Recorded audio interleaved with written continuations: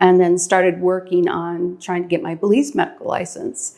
And it took a long time for medical council to meet with me. In Belize, the medical council is a set of 7 people, and they decide who will be allowed to get a medical license. Wow. Yeah, so it's not like in the US where you sit, you do your boards, Right. and it's an automatic thing. It's not that way here. So it's very personal, really. So Yes, you have yes, to go in front of the 7 people. yes. Interesting, because we have had people ask before if they can continue their practice here. No, and one of the Interesting. requirements is that you have to be Belizean. Yes. Yep. I did remember hearing that. And that's for nursing as well? No, as nursing, no. different. Nursing's different because that falls under Nursing Council. Got it. And Medical Council, it's Belize Medical and Dental Association. Got it. So you've got, and the thing is that, in Belize, we're young. And so we're only 42 years old. The Medical Act just got renewed or revised in 2014. Oh, wow. Up until that period of time, people actually weren't required to register every year. Oh, wow. And there were no requirements for CMEs or anything. CME is continuing education? Continuing medical education. And so now they've really worked hard on, getting, the credits, so that we're continually learning and not staying stagnant. And developing what do we do with doctors who may not be doing what they're supposed to, because there's restrictions. It falls under medical council, but the medical council has the right to look into things, but there's really no power to do any type of penalty. Right. It's not. So they're really starting new grounds, and it's really. And they're working hard, and it's really great to see the progress that has happened over the years. And they're doing more oversights and more peer reviews and that type of thing.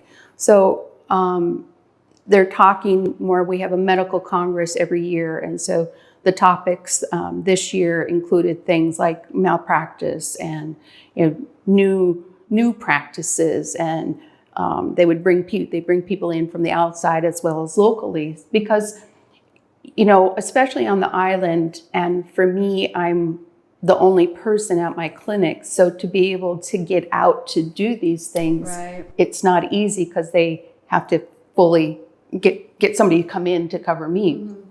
So it's nice to be able to see the other people that are out there. I've been a part of the Medical and Dental Association since 2012, and we are about 100 and maybe 200 members, and there's 400 and some doctors. So, I get to know them, through the conversations there. But otherwise, I have to go with, who I've met while I was at Carl Huesner, and who I've met, just through the years. So I don't know all the specialists. It's word of mouth on a lot of things. Yeah. So sorry I interrupted you there. That's I was just curious. So there was the board of 7 people. You had to approach them. They said, yes, we like you. We're going to give you your... No. Oh, no. That would be a little too easy, huh? No, in fact, it took a lot of years. And I would call the secretary every Friday, and she'd say, oh, they haven't, or, well, they're going to talk, in the next meeting. And it was a struggle, because I didn't fit in the box. Here I am, I'm a naturalized Belizean.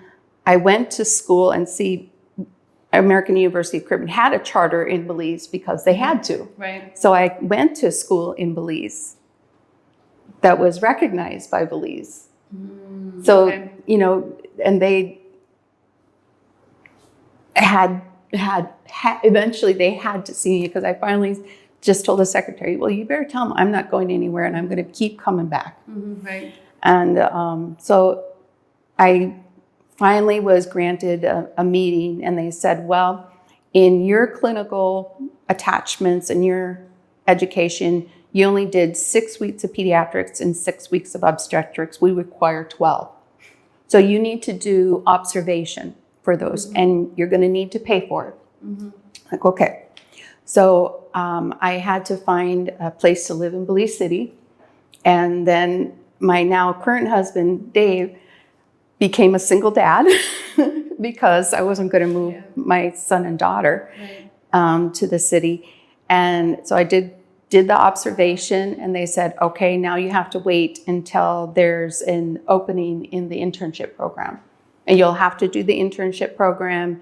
And so that's a year, and you'll have to pay for it. So I'm the only Belizean who's ever had to pay for the internship program.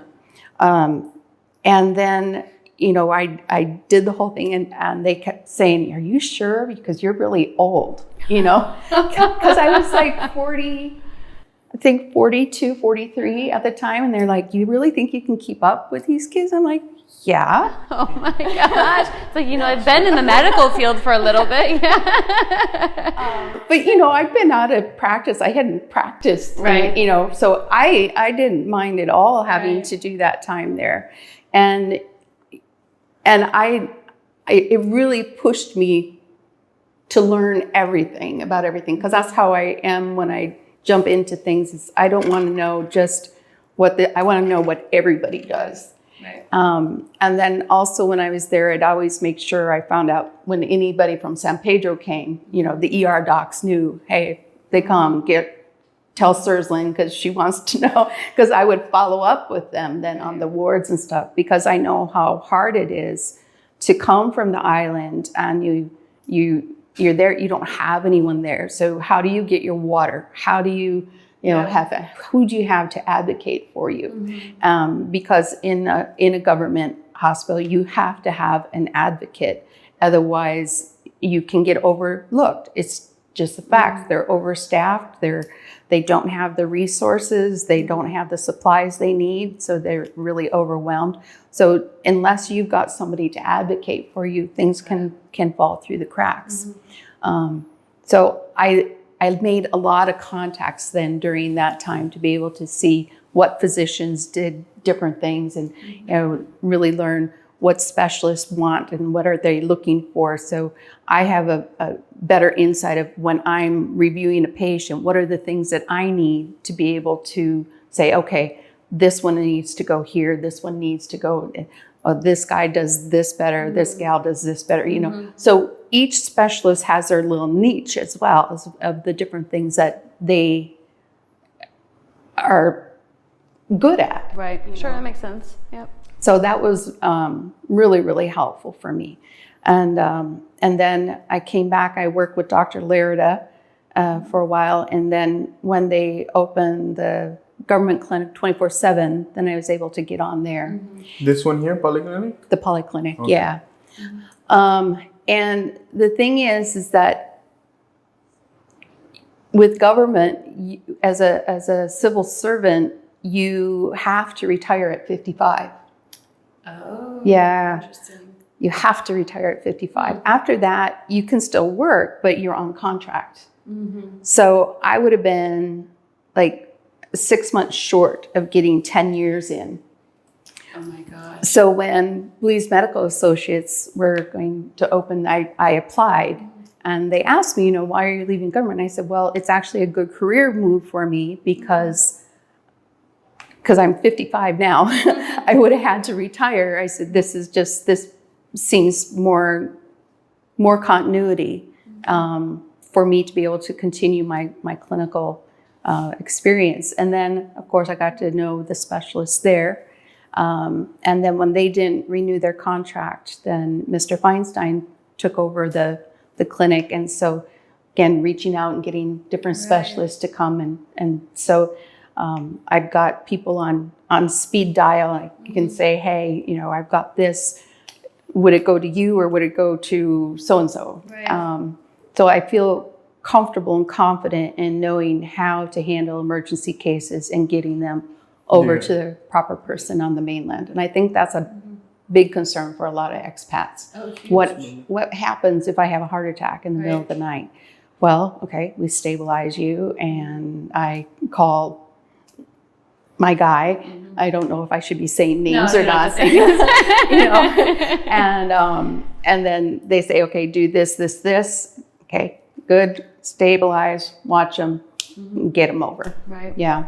Well, and I know too, because I've gone to that clinic for multiple things, right? Dermatology. I had my son go and see the pediatrician there, right? I've seen you before for when we were feeling sick and had no idea what to take. And it really is impressive. And I remember last time we were in there, maybe about a month ago, you had just seen a fellow, I don't know who it was, right? But he was standing at the counter paying, and he's like, she is such a great doctor. She just saved me. And I know you're very humble, so you probably don't even want me saying that, but it was just so great to hear somebody who is so happy with their medical services and medical care here in Belize. And so I think the fact that you were able to push through all of that pushback and have a clinic now that you are doing great at and bringing in the right people and doing everything. It's been really impressive to see. And I appreciate all of the hard work and all of that you've done, because for a lot of people here in Belize, when you've tried to accomplish something, there are a lot of roadblocks. Yeah. And the fact that you've been able to get through them is incredible. My father was Swedish and my mother was half German and half Dutch, and they would argue all the time about who's more stubborn. So I think I've got the good stubbornness from all of that. So yeah. No, and that's true, because from a local perspective, when the reality of the matter is, when we locals need to go to the doctor, right? We try not to go until we really need to. And for me, just going to a public health facility, I don't know, there's just something about it that I just don't like. I guess maybe that's my outlook at it. But I remember going to Dr. Renee recently for stuff, and it's just like, when you go to the doctor, you feel like this anxiousness or this nervousness of whatever issue you have. It's like she was very genuinely, like, it made you feel like she was genuinely empathetic about what was going on, and the care that I got, it was really great. I mean, I've never had to go for like real serious stuff, but I would imagine, like you said, that not someone else who probably had more serious, I can see how Dr. Renee was very empathetic and very great at what she did on that.